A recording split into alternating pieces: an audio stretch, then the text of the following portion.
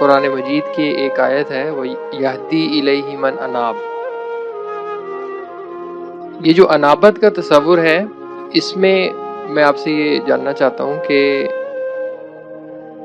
کیا اس کا یہ لازمی نتیجہ نہیں ہے کہ اللہ تعالیٰ میری زندگی کی سب سے بڑی پرائیورٹی ہوگی حقیقت میں، یعنی کہ میرے افعال سے یہ ظاہر ہوگا کہ میں نے خدا کو اپنی ترجیح اول بنایا ہوا ہے؟ آپ نے صحیح بیان کیا،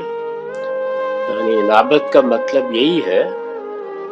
کہ میرے ہاں کوئی رکاوٹ باقی نہیں رہی، اللہ ہی میرا ہدف ہے، وہی نصب العین ہے، میں اسی کی خوشنودی چاہتا ہوں اور ہر چیز میں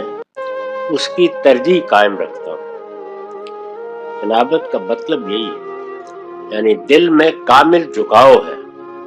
انابت سرکشی کے متضاد ہے۔